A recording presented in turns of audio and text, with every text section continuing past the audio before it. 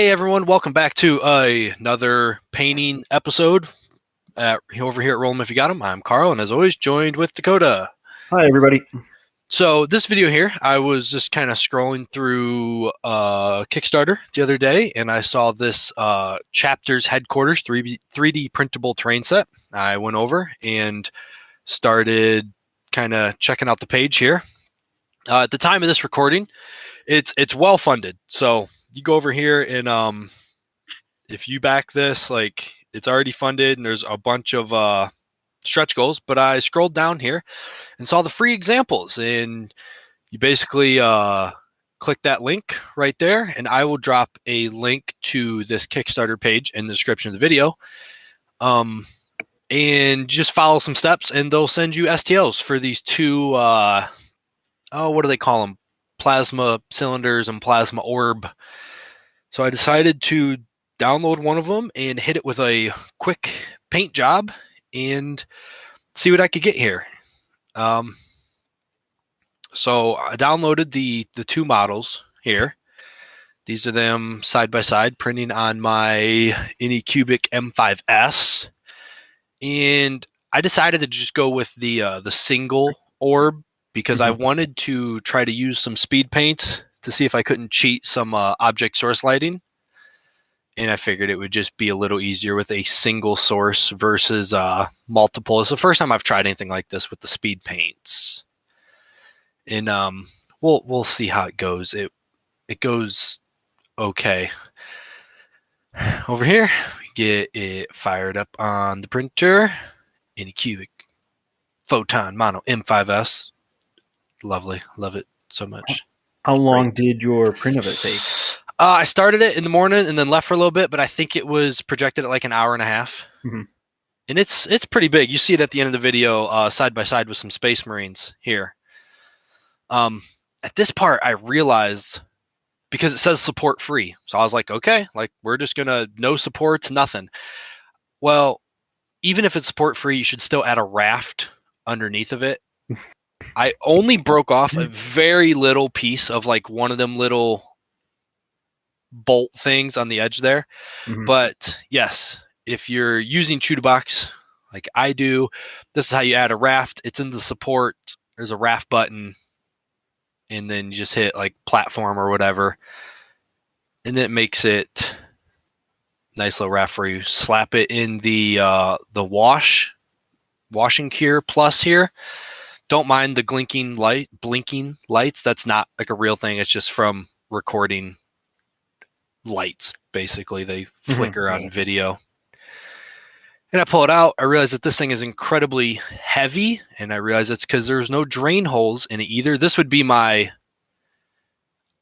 biggest to the people making these, like, hey, throw in some drain holes here. So I drill out a couple. And then I start to make a mess because I drilled holes in this, and then I'm dumb. So if you don't want to be dumb, here's how you can add some drain holes to it. Also in Chew-to-Box, there's a little tool up here. I think I bump them up to 5 millimeters. I plug one hole in, and then thankfully, if you look here, that channel goes all the way up. There's no like solid part there, so you could just throw a drain hole in. I think I end up throwing 5 in here. But yeah, it goes all the way up, which is really nice. So you just throw a couple of drain holes in the bottom. And they have like some pre-supported, and you can even print this in pieces. So if you print it in pieces, you probably don't even have this problem.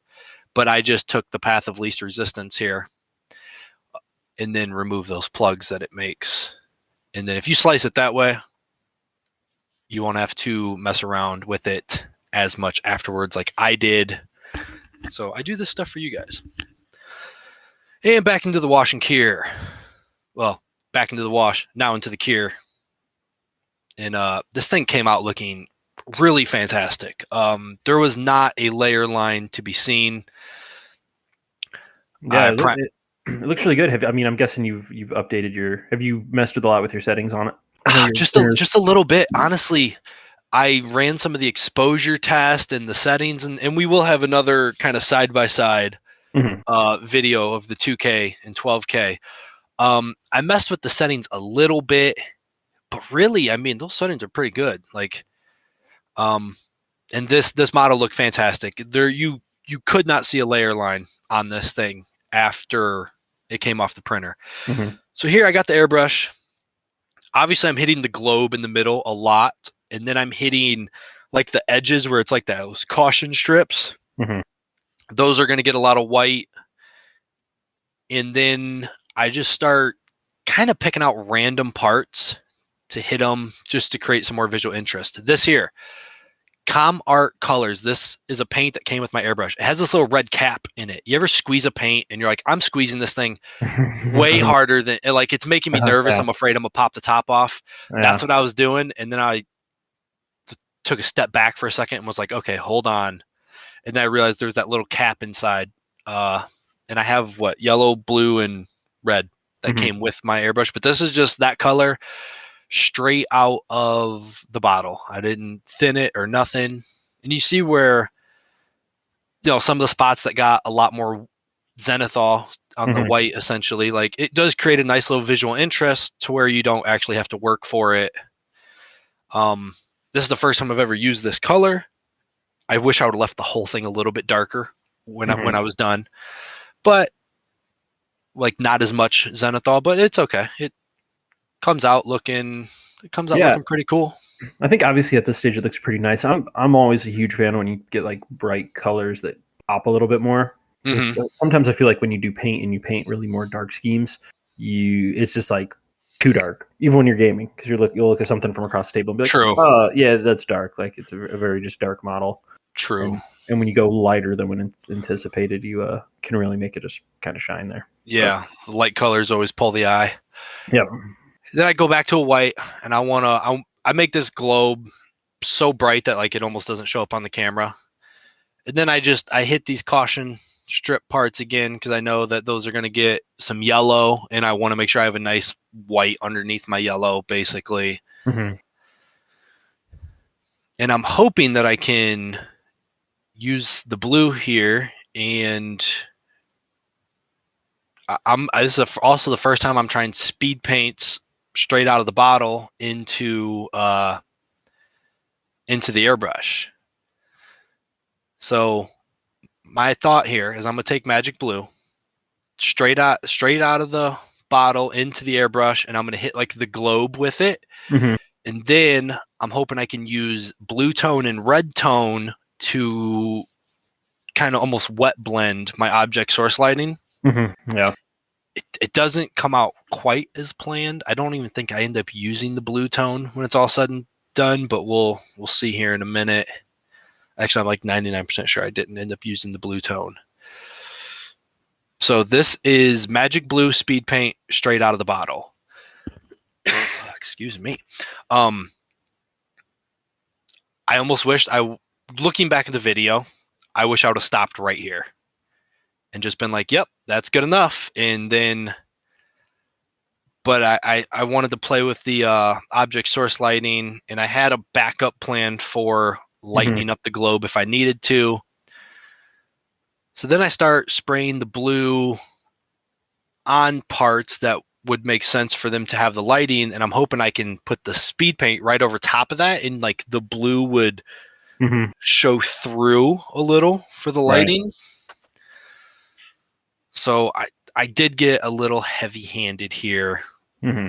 with the blue and the airbrush. I was having fun, but yeah, going back, I would stop sooner. Yeah. I think what you're doing it could work because I'm just thinking about how I feel the like as I imagine it the light is coming from the center of that orb. Hmm.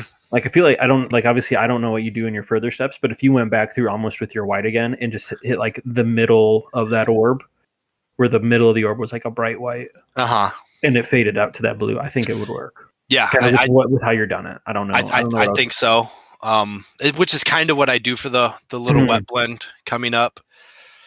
Um, and this is just Gravelord Gray. I'm putting it like over the blue. I'm hoping that it looks like the metal with the light glowing on it, and it kind of works. It works for the most part. Yeah. I'm glad I tried it, because this is something I've thought about for a long time, is just using the speed paints this way to kind of cheat the object source lighting. And like the inside there, you can see where there's like hints of blue still. Yeah, I definitely can see it on the inside, but yeah.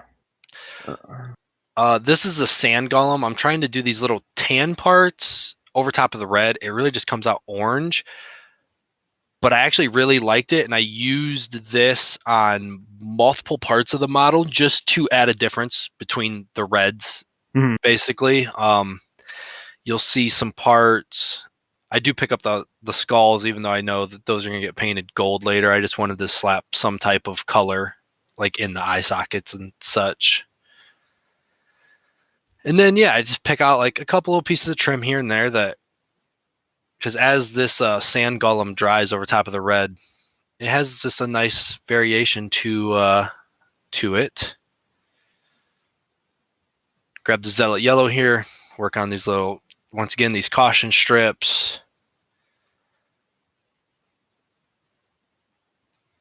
And then once those are all picked out, I grab this red ink. In there's parts that look good, and then there's parts where I was like, it's just not enough. Yeah. The yellow's not quite dry. You can see it kind of bleeding together there, because this whole thing, from coming off the printer to completion of this video, was like 10 hours. So you see here, I'm working on the globe, and I go in with a really thin white. And then I come back with that magic blue and just kind of hit top and bottom. And it creates a visual interest, but it looks more what's a crystal ball. It looks more like a crystal ball than it does like a plasma reactor. Like a glowy. Now I do know that the files, I said you can print them in pieces. One thing that would be really cool is to print these in clear resin, because it would do, like, if just print the globe in the clear resin. Oh, this part. I hit my palette or something, and it just like, and I didn't even see it until afterwards. I was like, where did all this white stuff come from? But yeah, we watched the film back. Oh yeah. This is Reaper's Dragon Gold. I don't mind the globe too much. I think it works. I think you do definitely have like it is glowing. It's obviously not growing like that bright white plasma. Like yes, but like it's definitely like I don't mind it. Yeah. Yeah, I go back. I'm kind of unhappy with that middle ground there. It just looks unfinished. So I go back with Slaughter Red. Some parts I feather it out really nice, and it blends well. Some parts it's a little stern, but I was kind of done touching it at this point. And yeah, some of the parts it worked, some of the parts it didn't. It's okay. It's a terrain piece. Yeah, go over there, check out their Kickstarter. I'm in no way, shape, or form, or we're not affiliated or sponsored. I haven't even talked to these people. I just printed out their piece and was like, this thing's pretty awesome. I'm going to do a video on it. There's it side by side with a couple of potential Raptor Guard color schemes coming soon.